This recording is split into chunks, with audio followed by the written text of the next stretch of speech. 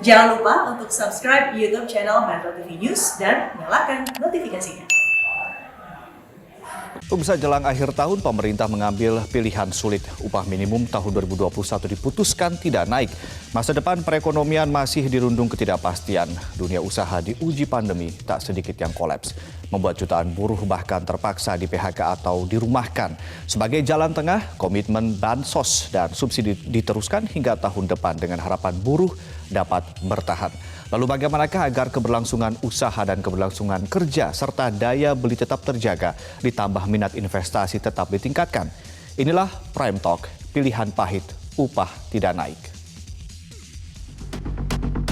Mempertimbangkan berbagai hal, jalan tengah yang bisa kita ambil adalah dengan tetap sebagaimana upah minimum tahun 2021.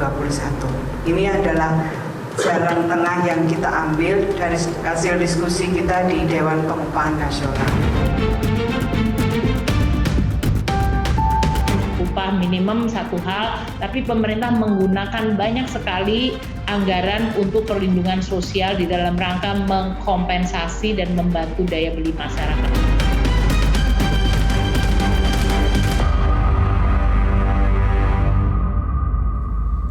Pemerintah memutuskan tidak menaikkan upah minimum tahun 2021.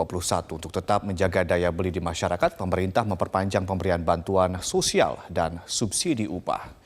Menteri Ketenagakerjaan Ida Fauziah menegaskan keputusan yang tertuang dalam surat edaran Menteri Ketenagakerjaan tentang penetapan upah minimum tahun 2021 pada masa pandemi COVID-19 didasari oleh kondisi perekonomian di tanah air yang sangat terdampak pandemi.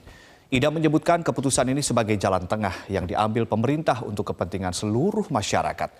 Sebelum ditetapkan keputusan tidak ada kenaikan UMP merupakan hasil forum diskusi tripartit yakni antara pemerintah, pelaku usaha, dan serikat pekerja di Dewan Pengupahan Nasional. Dari 34 provinsi telah ada 18 provinsi yang akan melaksanakan surat edaran tersebut. Ida meminta kepada para gubernur untuk segera mengumumkan UMP 2021 paling lambat 31 Oktober besok. Mempertimbangkan berbagai hal, jalan tengah yang bisa kita ambil adalah dengan tetap sebagaimana upah minimum tahun 2021. Ini adalah jalan tengah yang kita ambil dari hasil diskusi kita di Dewan Pengupahan Nasional. Dan pemirsa, sebelum kita memulai diskusi kita pada malam hari ini, ada sejumlah data yang ingin kami tampilkan kepada Anda, yakni terkait dengan pertama yaitu 18 provinsi yang sudah diketahui tidak akan menaikkan UMP 2021 beserta besaran UMP di tahun 2020. 5 diantaranya kami highlight, tentunya di sini ada Jawa Barat dengan UMP 1,8 juta rupiah. Lalu di sini ada Banten dengan UMP 2,4 juta rupiah. Kepulauan Riau 3,005 juta rupiah, Bangka Belitung 3,2 juta rupiah, dan juga Papua sebanyak 3,5 juta rupiah. Itu tadi 18 provinsi yang sudah menyatakan tidak akan menaikkan UMP-nya di tahun 2021 mendatang. Lalu berikutnya adalah data mengenai kenaikan UMP yang sebetulnya kenaikan UMP ini telah terjadi beberapa tahun belakangan ini. Data yang kami himpun 2 tahun terakhir dari 2018 hingga 2020. Jika kita lihat di Januari 2018 saja, UMP rata-rata di Indonesia adalah 2,47 juta rupiah. Lalu kita bandingkan dengan Januari 2020, upah minimum provinsi rata-rata di Indonesia sudah mencapai 2,8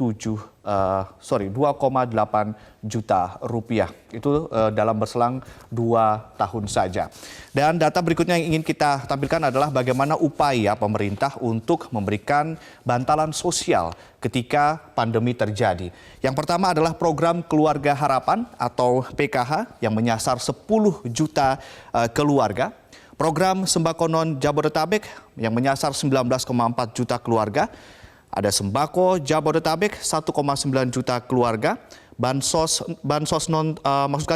tunai non Jabodetabek 9,19 juta penerima, kartu prakerja 5,48 juta penerima, BLT dana desa 7,97 juta keluarga, Banpres produktif UMKM 9,1 juta penerima, subsidi gaji pekerja 11,62 juta pekerja, dan program diskon listrik mencapai atau menyasar 31,4 juta pelanggan. Itu tadi adalah upaya dari pemerintah untuk memberikan bantalan sosial untuk menjaga mereka agar masyarakat tidak terlalu masuk ke dalam jurang kemiskinan. Dan untuk berdiskusi pada malam hari ini sudah bergabung melalui sambungan Zoom ada Adi Mahfudz, Wakil Ketua Dewan Pengupahan Nasional, Hayani Rumondang, Dirjen Bin Wasnaker, dan K3 PLT Dirjen PHI dan Jamsos Kemenaker, ada Afiliani, ekonom, dan juga Andi Gani, KSPSI melalui sambungan telepon. Selamat malam Bapak-Bapak dan Ibu-Ibu. Selamat malam. Baik. Selamat malam. Baik. Kita ke Ibu Hayani terlebih dahulu. Bu Hayani, bagaimanakah hitung-hitungan dalam angka ketika memutuskan pilihan pahit ini, termasuk memasukkan elemen subsidi upah dan penurunan daya beli? Baik. Terima kasih, Mas. Jadi sebenarnya pemerintah dalam hal ini Kementerian Ketenagakerjaan sudah sangat menyadari. Sejak Maret tersebut kami kan melakukan pemantauan terhadap bagaimana situasi ketenagakerjaan dalam hal ini adalah pelaku usaha dan juga untuk pekerja. Maka proses-proses itu tentu kami lakukan secara dialog. Artinya begini.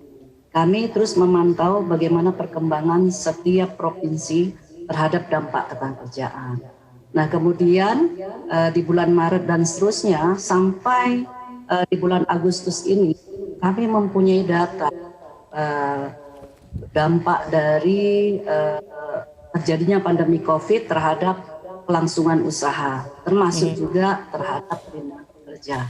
Nah, dari situ tentu dari Kementerian Ketenagakerjaan di mana ada Dewan Pengupahan Nasional ini sebenarnya sudah sangat peduli dari sejak awal. Jadi sangat memikirkan bahwa tahun depan akan terjadi situasi yang mungkin tentu harus dipertimbangkan secara baik-baik. Nah, dari pantauan kami dan dari data-data yang kami peroleh bahwa ternyata hampir seluruh daerah provinsi terdampak dengan COVID ini. Baik. Nah, kemudian dari sekian provinsi tersebut kami melihat ada sekitar 5 provinsi besar yang memang terdampak oleh COVID. Maka dengan demikian tentu banyak kebijakan-kebijakan yang sudah diturunkan untuk mengatasi ini, meskipun belum bisa tuntas. Saya kira itu dulu yang bisa saya sebutkan, saya sampaikan. Baik. Kita ke Pak Adi Mahfudz. Pak Adi, dalam kajian Anda, Pak, bagaimana keberlangsungan usaha jika kondisi tetap sama dan upah minimum tetap naik? Ya, terima kasih Mas. Selamat malam semuanya, Bu Dirjen, Bu Afiliani. Tentu dalam hal ini kembali lagi ke topik bahasan kita. Sebetulnya statement pilpres itu saya nyatakan tidak benar. Kenapa demikian? Karena terlebih saat ini adalah masa COVID-19 ya, yang akan berlaku sebetulnya jika tidak ada terjadi COVID, justru malah yang berlaku yaitu PP 78 tahun 2015, termasuk juga permen THR, permen PM 15 tahun 2018. Dalam hal ini besarannya adalah Baik, Pak Adi Mahfudz, mohon maaf kita potong. Pak Adi mungkin bisa diperbaiki dulu untuk suaranya ya. Kita ke Pak Andi Gani terlebih dahulu. Pak Andi, dengan hitungan ekonomi kita masih minus atau paling tidak 0, pertumbuhannya, lalu inflasi juga diprediksi relatif rendah sehingga permintaan kenaikan upah dianggap tidak punya dasar. Apa pandangan Anda, Pak Andi Gani? Yang pertama, kita pernah punya pengalaman di tahun 1998 dan juga di 2006 dalam kondisi ekonomi yang agak kurang baik, upah juga tetap naik. Yang kedua, daya beli masyarakat relatif sangat rendah. Daya beli sangat rendah. Karena itu yang ketiga, saya menyesalkan tindakan Menteri Tenaga Kerja yang tidak mengajak bicara konfederasi buruh maupun Federasi Pekerja Buruh dalam kebijakan mengeluarkan tidak naiknya upah minimum tersebut. Baik, lalu apa yang akan diambil, langkah apa yang akan diambil Pak Andi Gani? Ya, yang pertama saya sudah berkirim surat langsung pada Presiden dan kami jelas meminta kalau memang perusahaannya tidak mampu tinggal diaudit. Kalau memang tidak mampu membayar upah, karena kan di dalam kondisi saat ini masih ada perusahaan yang mampu ataupun yang tidak mampu, tinggal diaudit bersama perusahaan bersama serikat pekerja dan juga dinas tenaga kerja untuk menentukan apakah upah minimum di perusahaan tersebut baik atau tidak. Dan ini sudah sering dilakukan oleh beberapa perusahaan di Indonesia. Baik, tadi Pak Andi Gani menyoroti bahwa di tahun 98 juga pernah terjadi krisis, tapi kemudian UMP tetap dinaikkan. Kita ke Bu Afi Liani. Bu Afi, apa sih bedanya kesulitan usaha kala pandemi global saat ini dengan ketika krisis 98, Bu Afi? Ya, sangat berbeda ya. Kalau 98 sangat berbeda, ya? Itu memang perekonomiannya memang kondisinya begitu terpuruk, kemudian recovery-nya cukup lambat ya. Tetapi ini memang pandemi ini kita belum tahu sampai kapan, sehingga menyebabkan perusahaan itu tidak tahu sampai ujungnya kapan. Dan menurut saya sekarang ini beda. Kalau dulu malah inflasi, ini kan justru deflasi ya, di mana daya belinya sendiri turun dan pemerintah sudah ada yang namanya BLT, kemudian sudah ada yang gaji di bawah 5 juta pun sudah diberikan juga. Jadi menurut saya bedanya adalah kalau sekarang itu dana pemerintah lebih banyak untuk diberikan kepada yang gaji di bawah 5 juta, sama juga yang miskin baru. Kalau dulu kan belum ada persiapan untuk mengatasi itu. Jadi menurut saya memang saat ini perusahaan lebih parah gitu ya kondisinya, karena ada penjualannya itu langsung drop, dan yang kena pertama kali adalah UKM. Nah, UKM itu sendiri kalau kita lihat tadi dari data sangat besar dana yang diberikan oleh pemerintah. Jadi menurut saya sih kali ini itu saya setuju untuk dana BLT-nya yang harus cepat pertama, yang kedua harus diperluas dengan yang gaji di bawah 5 juta ya. Nah, memang catatannya adalah banyak sekali yang gaji di bawah 5 juta yang di luar dari BPJS Ketenagakerjaan ini yang mungkin belum tersentuh. Nah, disitulah mungkin menurut saya yang perlu dilakukan oleh pemerintah. Itu catatan dari Anda, tapi saya ingin menggarisbawahi kembali tadi kemudian dari pihak rekan-rekan buruh mengatakan, yaitu tadi di 98 juga krisis, tapi kemudian UMP tetap dinaikkan. Artinya saat ini krisis yang dialami lebih parah begitu, keberlangsungan usaha lebih sulit dilakukan oleh pengusaha, begitu Bu Afi? Sangat lebih sulit, karena kalau dulu adalah masalahnya karena utang swasta yang bisa diperhitungkan. Kalau ini hampir semua kena ya, jadi artinya bahwa ini sebenarnya ujungnya belum tahu sampai kapan. Dan kalau kita lihat dari data, sebagian besar perusahaan lebih kena. Kalau dulu itu yang lebih banyak utang yang kena gitu. Jadi bedanya lebih banyak yang sekarang kena dibandingkan tahun 98 gitu. Jadi ada perbedaan. Nah, yang kedua perbedaannya adalah kalau dulu anggaran dari pemerintahnya dulu belum banyak gitu ya. Kalau sekarang ini anggaran pemerintahnya cukup banyak sampai 200 triliun untuk memberikan kepada yang gaji di bawah 5 juta dan yang orang miskin. Jadi saya rasa itu kompensasinya. Karena kalau dalam kondisi sekarang naik, perusahaan makin nggak bisa berusaha, malah PHK gitu. Jadi ini juga menurut saya harus dipertimbangkan oleh teman-teman juga supaya keberlangsungan usaha ini bisa terus jalan gitu. Ini harus menjadi perhatian juga. Keberlangsungan usaha memicu keberlangsungan bekerja para pekerja dan juga mengundang investasi kalau memang ini menjadi suatu iklim yang baik begitu ya. Nanti kita akan sambung lagi tentunya perbincangan ini, dan pemirsa tetaplah bersama kami. Prime Talk segera kembali. Ya, Anda kembali bersama kami di Prime Talk. Tadi kita sempat ingin bertanya kepada Pak Adi Mahfudz. Anda sudah kembali bersama kami, Pak Adi? Baik.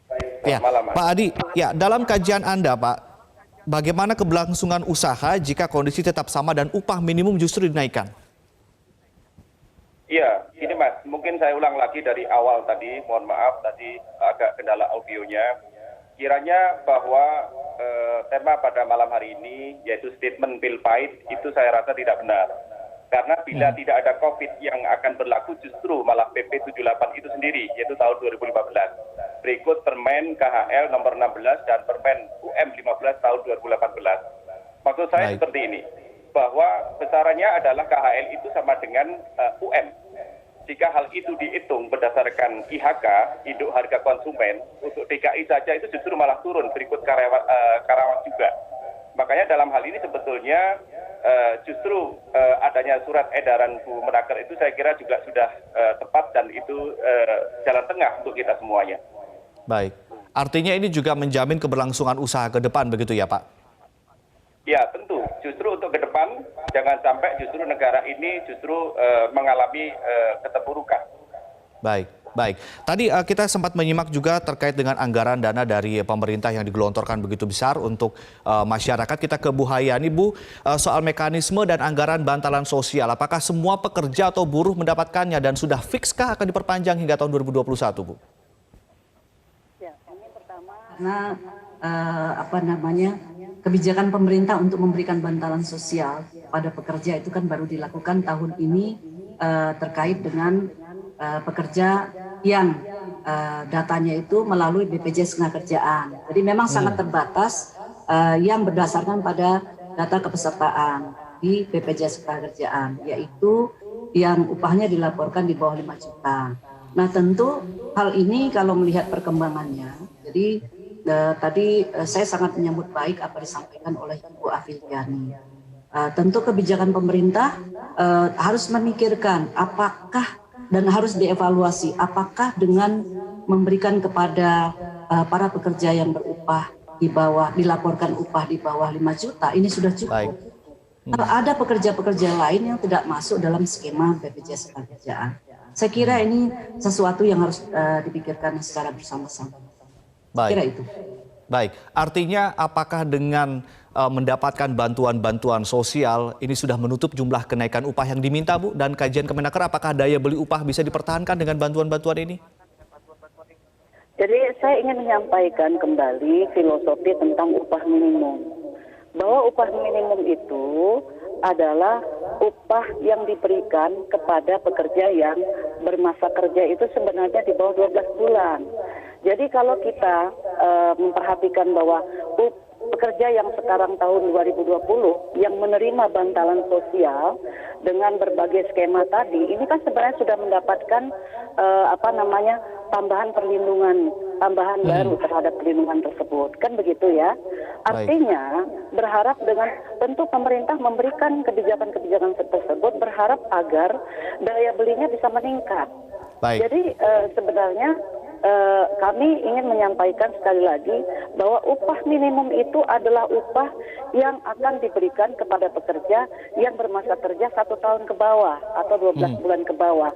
Sehingga tahun depan teman-teman yang bekerja sekarang ini itu kan seharusnya sudah tidak dibayar lagi dengan upah minimum. Jadi begitu. Baik, kita ke Pak Andi Gani. Pak Andi Gani, Anda kan menolak karena urusan daya beli masyarakat yang menurun begitu, yang menolak kebijakan ini. Artinya dan juga kita lihat pemerintah mengklaim kan sudah ada skema bantalan sosial. Nah, gimana pandangan Anda nih, Pak Andi Gani? Yang pertama, tentu itu sesuatu hal yang memang kita pandang positif. Ada bantuan 600.000 per bulan, tapi kan kenyataannya sampai saat ini masih banyak yang belum mendapat kesempatan tersebut. Nah, halo. Ya, silakan Pak. Ya. Pemerintah harusnya mengajak bicara, duduk bersama dengan Konfederasi Buruh dan dengan Serikat Buruh, karena tidak mungkin kita mencari jalan keluar sendirian. Karena kita bisa menyampaikan dasar-dasar argumentasi dari Serikat Buruh seperti apa. Dan pemerintah juga bisa menyampaikan kondisinya. Kami sangat mengerti kondisi saat ini sangat sulit. Itu kami sangat mengerti. Tetapi jangan menutup kemungkinan untuk upah tidak naik. Karena Serikat Buruh di masing-masing perusahaan pasti mengerti ketika kondisi perusahaannya tidak baik dan tidak bagus, upahnya tidak naik di perusahaan tersebut. Tapi sekarang ditutup total kesempatan untuk perusahaan untuk menaikkan upahnya. Saya mendapat laporan dari beberapa teman-teman PUK di unit-unit Serikat Pekerja di dekat pabrik, masih ada ternyata perusahaan yang bisa dan mampu menaikkan upahnya di tahun 2021. Sektor apa saja Pak Andi Gani kalau dalam pandangan Anda? Yang pasti yang sangat terpukul kan pasti tekstil terpukul saat ini. Tetapi ada beberapa bidang, saya mendapat laporan dari sekitar 4-5 perusahaan yang sudah menyampaikan kepada Serikat Pekerja di perusahaannya sendiri bahwa mereka bisa berunding untuk menaikkan upah. Hanya persentasenya saya belum dapat laporan berapa persisnya. Artinya tidak semua perusahaan tidak mampu untuk menaikkan upahnya. Jadi jalan tengah apa Pak Andi Gani yang ingin Anda ajukan? Tentu pemerintah seharusnya seperti dari awal saya sampaikan, berbicara dengan serikat buruh, bicara dengan koalisi buruh, berbicara dengan asosiasi pengusaha, jalan keluarnya seperti apa. Tidak mungkin pemerintah berjalan sendirian, jadi ada serikat buruh, asosiasi pengusaha, dan pemerintah kita bersama-sama menghadapi kesulitan ini. Baik, jadi intinya sebetulnya teman-teman serikat buruh juga ketika diajak untuk oke, kita sulit bareng-bareng, pengusaha juga sedang sulit, buruh juga sulit, bahkan banyak juga di sektor swasta yang sekarang gajinya banyak dipotong, itu kan juga realita di masyarakat. Jadi sebetulnya teman-teman juga ingin begitu ya, asal diajak bicara begitu. Ya, tentu serikat buruh sangat dewasa menyikapi soal masalah ekonomi ini. Karena itulah teman-teman serikat buruh baik di tingkat perusahaan, tentu bicara dengan kami sebagai pimpinan konfederasi, menyampaikan bahwa perusahaan mereka tempat mereka bekerja sudah mengajak bicara untuk membuat perjanjian kerja bersama untuk menaikkan upah. Walaupun persentase kami tidak tahu persis berapa persentase yang dinaikkan oleh perusahaan tersebut. Selama jalan dialog itu bisa ditempuh, tentu harus kita tempuh bersama-sama, tidak mungkin pemerintah sendirian. Baik, terima kasih Pak Andi Gani. Kita ke Kementerian. Baik, kita ke Kementerian Tenaga Kerja juga, Bu. Ibu, bagaimana ini kemudian respon dari pihak Anda terkait dengan statement dari Pak Andi Gani tadi? Jadi begini, tadi saya waktu di awal sudah menyampaikan bahwa pemerintah atau Kementerian Ketenagakerjaan ini sangat memperhatikan kondisi, sehingga sejak Maret kami sebenarnya sudah menghimpun berbagai permasalahan terkait dampak pandemi COVID. Data-data kami punya. Nah, kemudian Kementerian Ketenagakerjaan itu ada Dewan Pengupahan Nasional. Nah, maka di Dewan Pengupahan Nasional ini diwakili dengan beberapa konfederasi. Jadi ada konfederasi, ada dari KSPSI, ada dari KSBSI, ada dari KSPN, dan ada dari konfederasi lain. Jadi jauh sebelumnya kami sudah membahas berkali-kali dalam sidang-sidang, baik itu sidang pleno maupun sidang-sidang yang dilakukan oleh tim kerja. Maka contohnya seperti ini, ketika kami memperdalam bahwa ada dampak pandemi yang sangat menghantam beberapa provinsi, yaitu antara lain 5 provinsi. Maka Dewan Pengupahan Nasional memutuskan melakukan FGD dengan 5 provinsi tersebut, yaitu provinsinya itu ada Jawa Tengah, Jawa Barat, Banten, DKI, kemudian satu lagi ada 5 provinsi DIY. Nah, dari FGD tersebut diperoleh berbagai masukan, bahkan Dewan Pengupahan Daerah bertemu dengan Dewan Pengupahan Nasional. Maka di salah satu provinsi menyebutkan bahwa sangat menyadari dampak pandemi COVID ini, sehingga Dewan Pengupahan Daerah pada saat bertemu dengan Dewan Pengupahan Nasional mengusulkan bahwa upah minimum tahun 2021 sama dengan upah minimum tahun 2020. Meskipun ada beberapa provinsi lain yang menyatakan pandangan yang berbeda, karena ada sektor-sektor yang seperti disampaikan oleh Pak Andi Gani ternyata tidak terdampak begitu. Walaupun memang tidak terdampak, ya kalaupun naik tidak terlalu besar karena semua menyadari dampak pandemi ini. Jadi artinya sebenarnya representasi dari organisasi pekerja itu sudah diajak bicara begitu ya. Di-SK-kan oleh Presiden, iya. Itu di bawah keputusan Presiden. Iya, baik. Ya. Bu Hayani, nanti kita akan lanjutkan lagi tentunya perbincangan ini, dan juga pemirsa tetaplah bersama kami. Prime Talk segera kembali. Anda kembali bersama kami di Prime Talk, dan di paruh kali ini kita akan mulai berdiskusi dengan sejumlah data yang kami paparkan berikut ini, diantaranya terkait dengan perbandingan UMP Indonesia rata-rata dibandingkan dengan negara Asia Tenggara. Yang pertama, Indonesia UMP kita 2,8 juta rupiah per bulan, dengan tertinggi yaitu di DKI Jakarta 4,2 juta rupiah, sementara UMP terendah di Jawa Tengah 1,74 juta rupiah. Kita bandingkan dengan Malaysia. Malaysia UMP-nya adalah 4,2 juta rupiah per bulan. Sementara Filipina Rp110.000 per hari, di Thailand Rp140.000 per hari, Vietnam 2,4 juta per bulan, Singapura Kemudian di Singapura tidak ada upah minimum, di Laos 1,6 juta rupiah per bulan, dan juga di Myanmar hitungannya adalah 48.000 per harinya. Lalu bagaimanakah upah dikaitkan dengan realisasi investasi? Ini yang kemudian juga masih menjadi perbincangan. Ketika investor ingin masuk ke Indonesia untuk berinvestasi, banyak kalangan menilai, mereka juga menyoroti soal upah di Indonesia yang dinilai tinggi dengan produktivitas yang bisa dibilang biasa-biasa saja. Kita lihat realisasi investasi di tahun 2018, 2019, dan juga di 2020. Total realisasi investasi di 2018 mencapai 721,3 triliun rupiah. Di 2019 naik menjadi 809,6 triliun rupiah. Namun di kuartal ketiga 2020 jumlahnya 611,6 triliun rupiah. Kita masih menantikan nanti di akhir tahun 2020 akan seperti apa. Meskipun memang kita masih menghadapi masalah, yakni masalah pandemi COVID-19 yang menjadi sorotan investor ketika mereka melihat apakah mereka trust atau tidak untuk berinvestasi di Indonesia. Kita kembali berbincang dan kita ke Pak Adi Mahfudz. Pak Adi, tadi kita menyimak juga dari Pak Andi Gani mengatakan bahwa tidak semua sektor industri mengalami penurunan atau gulung tikar akibat pandemi COVID-19 ini. Dalam catatan teman-teman di bagian Anda, setidaknya katanya ada 11 sektor yang masih beroperasi. Ini gimana Pak Adi? Baik Mas, terima kasih. Jadi kami semuanya sebetulnya di Depenas itu sudah sangat mencukupi keterwakilannya. Dan semuanya juga termasuk di surat edaran Bumenaker pun kenapa upah tidak naik 2021 sama dengan 2020.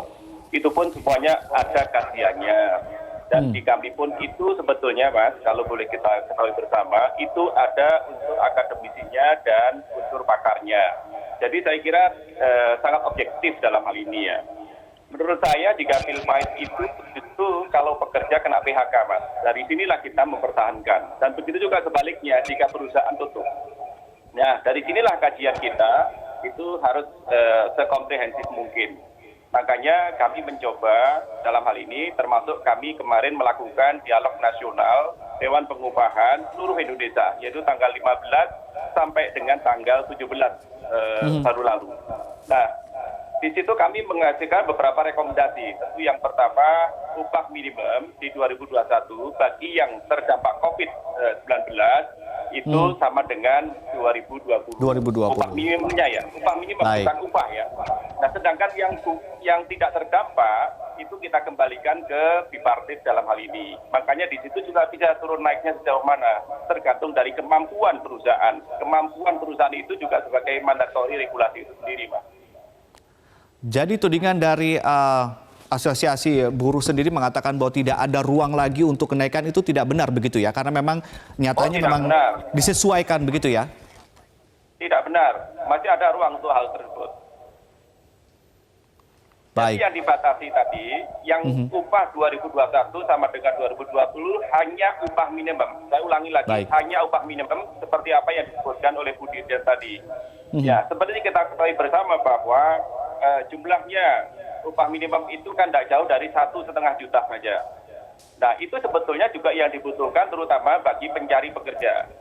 Baik. Ya kita tadi juga menunjukkan terkait dengan realisasi investasi dan mengaitkan dengan upah buruh dengan investasi. Kita ingin melihat bagaimana dari perspektif luas begitu ya, ke depannya seperti apa. Kita ke Bu Afiliani. Bu Afiliani, seberapa sensitif sebetulnya isu upah buruh dengan minat investasi sejauh ini, Bu Afi? Oke, sejauh ini kalau kita lihat investasi terbanyak itu justru di sektor tersier ya, bukan banyak di sektor manufaktur gitu. Jadi ini memang ada persoalan ke depan itu bahwa memang sektor jasa itu yang akan menjadi tren di Indonesia ke depan ya. Nah yang kedua terkait dengan manufaktur, memang produktivitas kita itu terlalu rendah dan itu kelihatan dari angka ICOR kita yang tinggi, berarti produktivitasnya rendah. Nah ini yang harus diperbaiki, makanya dengan model kartu prakerja itu harusnya nanti meningkatkan dari produktivitas. Jadi nanti upah itu harus dikaitkan dengan produktivitas. Nah, kalau kita bicara upah minimum ini yang harus dibedakan. Saya setuju dengan Bu Dirjen. Upah minimum itu adalah orang yang baru kerja. Rata-rata orang yang sudah kerja lama itu sudah mengikuti kenaikan-kenaikan yang sudah di atas layak seharusnya gitu. Jadi mungkin isunya harus kita bedakan antara UMP dengan upah yang sudah diterima selama ini gitu. Ini yang mungkin orang tidak terlalu paham. Baik, Bu Afi, ini tentang perspektif dari calon investor, khusus tentang sorotan mereka mengenai upah buruh di Indonesia seperti apa sih sejauh ini, Bu? Oke, kalau saya lihat sekarang investor itu kecenderungannya sudah mulai melihat mana daerah-daerah yang konfliknya rendah dan upahnya itu bisa bisa terhitung dengan baik tuh. Makanya sekarang banyak perpindahan dari Jabodetabek ke Jawa gitu, karena Jawa itu dianggap lebih tidak konflik dan upah minimumnya itu cenderung juga masih masuk di dalam perhitungan. Jadi investor sekarang juga sudah memperhitungkan di mana mereka akan berinvestasi ke depan gitu. Nah, ini mungkin harus disesuaikan dengan pemerintah bahwa tidak sembarangan bikin kawasan ekonomi khusus, tapi harus disesuaikan dengan upah yang sesuai dengan kebutuhan investor gitu. Jadi nanti ada tempat-tempat tertentu atau daerah tertentu yang akan dimasuki oleh investor. Saya rasa itu nggak isu kalau menurut saya masalah upah buruh. Isunya itu adalah kepastian hukum. Kepastian hukum, tapi juga isu upah buruh juga menjadi sorotan juga begitu ya Bu Afiliani ya? Sejauh ini sih kalau saya lihat ya nggak banyak yang diutamakan gitu ya. Diutamakan kalau di Indonesia itu beda karena dianggap upah buruh di Indonesia ini masih masuk di hitungan mereka gitu. Baik, kita ke Bu Hayani, Bu, soal minat investasi, apakah ini juga jadi pertimbangan sangat utama ketika memberlakukan kebijakan ini, Bu? Ya, saya kira begitu. Jadi saya ingin menyampaikan dan mengulang kembali tentang upah minimum ini. Jadi pemerintah selain mempertimbangkan dampak pandemi, juga mempertimbangkan bagaimana nanti kondisi di masa mendatang, yaitu yang paling dekat adalah 2021. Yaitu apa? Pertama adalah banyak sekali angkatan kerja baru yang harus masuk pasar kerja.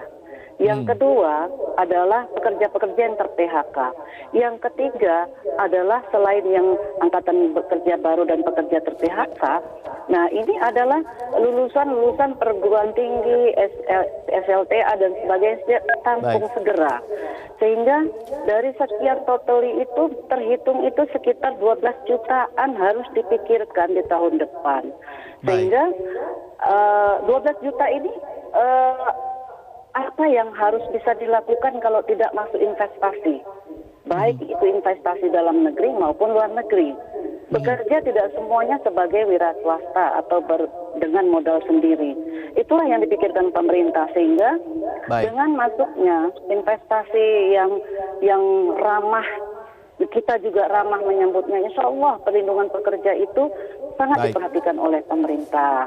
Jadi ada ruang-ruang, jangan khawatir, ada ruang-ruang bernegosiasi bagi pekerja yang memang punya talent-talent, yang punya keahlian. Di situ diatur, diregulasi. Jadi seperti itu sebenarnya. Ya. Baik, kita akan nanti sambung lagi, tentunya kita masih punya satu segmen untuk berdiskusi dan pemirsa tetaplah bersama kami, Prime Talk segera kembali. Kembali bersama kami di Prime Talk, langsung saja kita ke Ibu Afiliani. Ibu Afi, BKPM beberapa waktu lalu kan merilis data realisasi investasi di kuartal ketiga. Nah, apa catatan Anda, Bu, khususnya bagi peningkatan lapangan pekerjaan? Ini juga menyambung tadi dari Bu Hayani bahwa di tahun depan ada jutaan angkatan kerja, jutaan anak-anak baru lulus yang juga mencari pekerjaan. Jadi gini, ada beberapa hal yang baru karena sekarang kan satu era digitalisasi. Jadi arah ke depan itu tenaga kerja yang dibutuhkan adalah ke arah spesialisasi. Jadi spesialis ya. Jadi generalis itu nanti nilainya akan lebih rendah dibandingkan spesialis. Maka kartu prakerja ini harus diperluas supaya orang itu punya kompetensi ya. Yang kedua, memang mau tidak mau Menteri Pendidikan harus dikaitkan dengan kurikulum yang mengarah ke sana. Itu yang pertama. Yang kedua, yang arahnya pada mass production atau kebutuhan buruh, ini memang yang persoalannya adalah spesifikasi ini harus bekerja sama dengan industri. Jadi industri itu yang sekarang ini kapasitasnya 50%, harusnya juga bisa diberikan insentif untuk memberikan training-training bagi yang sedang di PHK. Sehingga ketika ekonomi sudah membaik, mereka bisa masuk angkatan kerja sesuai dengan kebutuhan gitu. Jadi ini sekarang nih problemnya adalah tidak terjadi link and match. Jadi banyak perusahaan butuh tenaga kerja, tapi nggak sesuai dengan tenaga kerja yang ada. Tenaga kerja yang ada, banyak butuh kerjaan, tapi nggak sesuai dengan yang dibutuhkan. Nah ini mungkin menurut saya harus disesuaikan dengan kebutuhan ke depan, begitu. Baik, kita ke Pak Adi Mahfud sekalian juga untuk closing statement Pak Adi. Adakah penjelasan membumi dari Anda kepada teman-teman pekerja terkait konsep keberlangsungan usaha berujung pada konsep keberlangsungan kerja, Pak Adi? Baik, terima kasih Mas. mungkin langsung saja ya, bahwa pandemi COVID ini kan kita tidak tahu kapan berakhirnya. Di Amerika dan Eropa, bahkan China pun juga sudah melakukan lockdown. Bahkan tadi di Metro TV juga ditayangkan bahwa Jerman juga sedang melakukan lockdown. Itu pun sudah di gelombang kedua. Sedangkan Indonesia gelombang pertama saja itu belum kita lalui bersama. Makanya untuk itu, mari kita bersama-sama mengatasi COVID dan memuliakan ekonomi ini. Sekali lagi, untuk bersama-sama sebagai anak bangsa. Jadi sesuai dengan kontribusi kita masing-masing, begitu juga pemerintah mengantarkan regulasi yang begitu berkepihakan kepada pengusaha dan pekerja itu sendiri. Begitu juga pengusaha, begitu juga pekerja. Dengan begitu sambungan satu dengan yang lainnya bisa kita rasakan bersama. Baik, terakhir dari Bu Hayani, apa pesan dari Anda Bu terkait dengan tadi konsep keberlangsungan usaha, lalu kemudian konsep keberlangsungan kerja, dan juga tadi menyambut tenaga kerja baru di tahun depan, apa yang ingin Anda sampaikan? Ya, saya ingin kita semua betul-betul menyadari bahwa kita tidak hanya memikirkan yang sedang bekerja, tetapi adalah generasi-generasi penerus kita nantinya. Jadi sekian banyak yang harus masuk bekerja, sekian banyak pula yang memang harus diperhatikan perlindungannya. Oleh karena itu kepada pengusaha juga kami minta agar tidak memperlakukan pekerja dengan hanya membayar upah minimum saja pada saat memang sudah harus memasuki masa kerja di atas dari masa kerja yang harus diperlakukan kepada pekerja yang upah minimum. Sehingga dengan demikian kami ingin semua pihak paham bahwa urusan ketenagakerjaan memikirkan juga bahwa saudara-saudara kita masih banyak yang bekerja.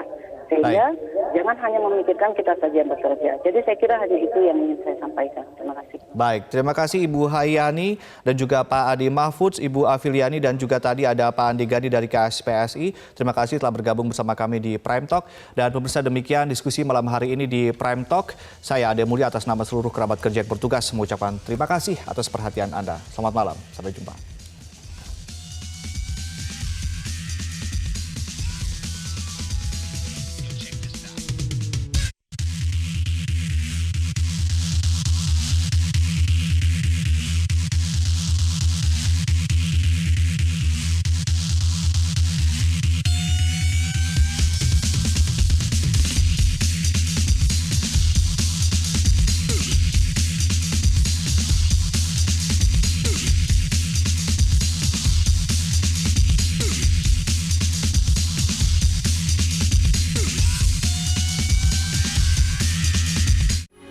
Metro TV, knowledge to elevate.